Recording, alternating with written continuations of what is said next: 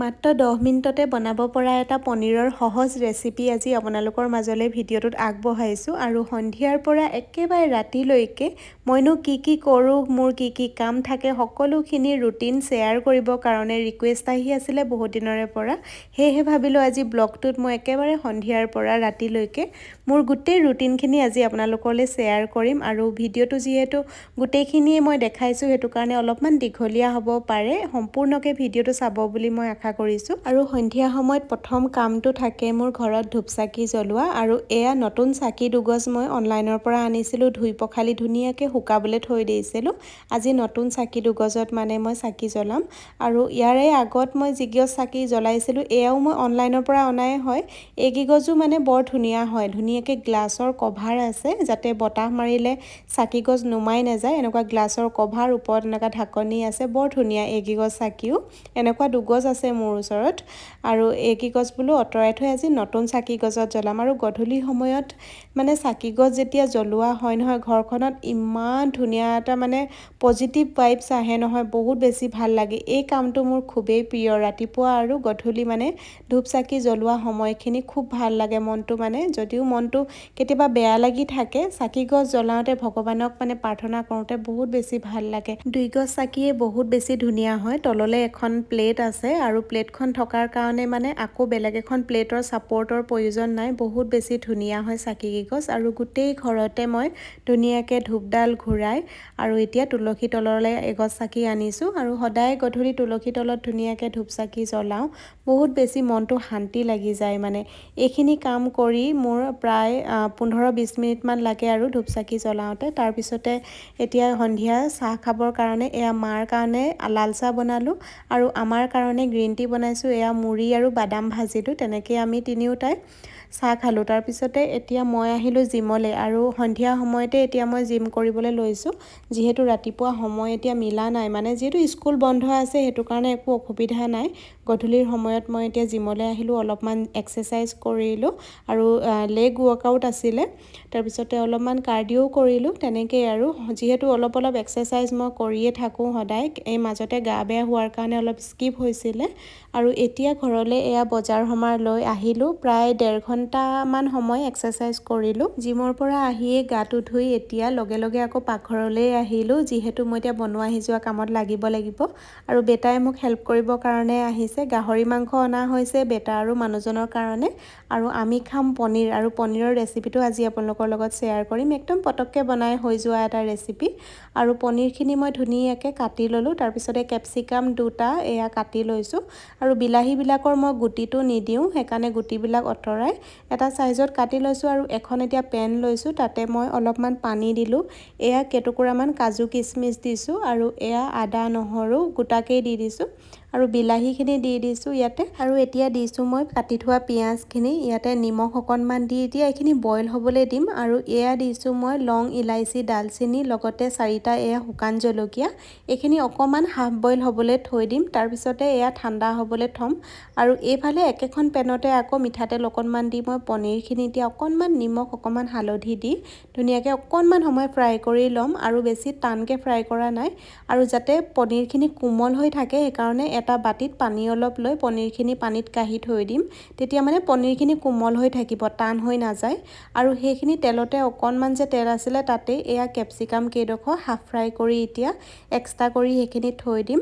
আৰু এতিয়া সেইখন পেনতে মানে জাষ্ট অকণমান তেল দিছোঁ, ইয়াতে বাটাৰো দিব পাৰে। ইয়াতে মই এখিলা তেজপাত দিলোঁ, তাৰপিছতে এতিয়া এই পিচি লোৱা যিখিনি পেষ্ট মই বনাই লৈছিলোঁ সেইখিনি এতিয়া ইয়াতে দি দিম। আৰু মানে এই পেষ্টখিনি দিয়াৰ পাছত অকণমান মানে একেৰাহে লৰাই থাকিব লাগে, নহ'লে কি হয় গোটেই উফৰি আহে মানে। আৰু ইমান বেছি গৰম আছিলে, মোৰ ইমান গৰম লাগিছিলে, তেনেকেই বনাই আছোঁ। আৰু আমাৰ যিহেতু সকলোৱে খোৱা বোৱাবিলাক বেলেগ বেলেগ, সেইটো কাৰণে মানে সকলোলৈকে বনাব লাগিব আৰু এইফালে খৰধৰ কৰি বনাই আছোঁ। ইয়াতে অকণমান হালধি দিলোঁ জোখমতে আৰু অকণমান নিমখ দি এয়া পেষ্টখিনি মই ধুনীয়াকৈ ভাজি ল'লোঁ। একদম অকণমান সময়ৰ ভিতৰতে পটাপট হৈ যায় আৰু পনীৰখিনি বনাই।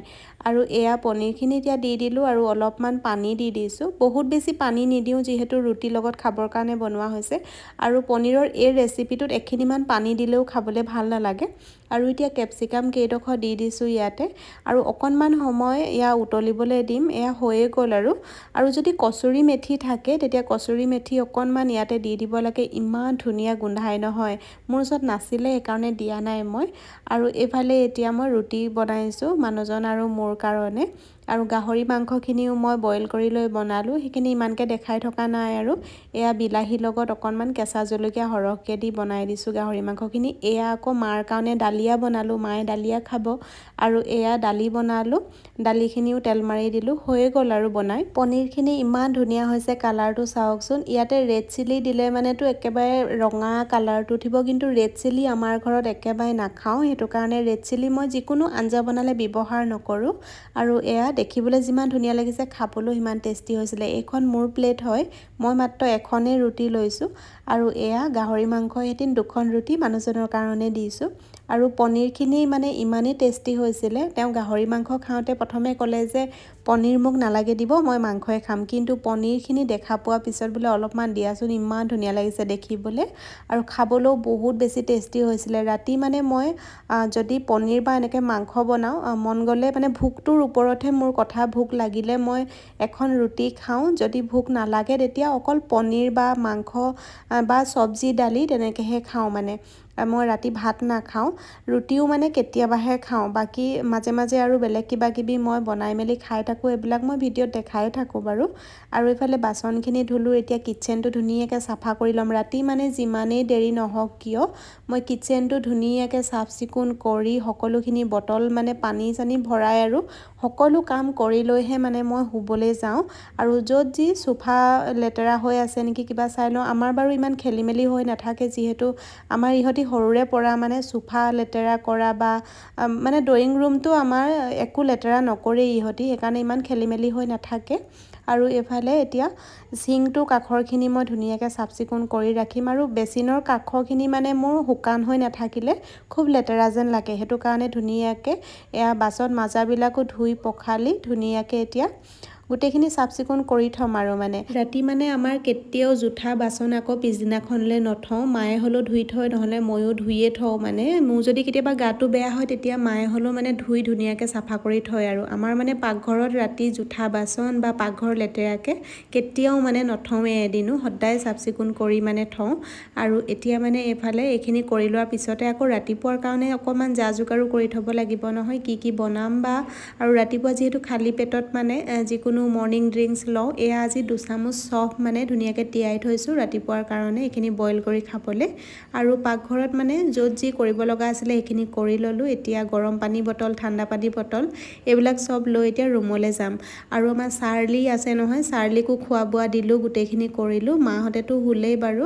আৰু বেটাহঁতে টিভি চাই আছে যিহেতু স্কুল বন্ধ এইফালে মই মুখ হাত ধুই আহিলোঁ এতিয়া অকণমান স্কিন কেয়াৰ কৰিম বেলেগ নাই আৰু অকণমান মানে নাইটৰ ক্ৰীম লগাম তাৰপিছতে চুলিখিনি মই ধুনীয়াকৈ ফনিয়াই মেলি লৈ তাৰপিছতে অলপমান আৰু নিজৰ কাৰণে 5-10 মিনিট সময় লৈ শুবলৈ ল'ম আৰু বাৰু ব্লগটো মই এইখিনিতে শেষ কৰিছোঁ আজিলৈ আহিছোঁ বাই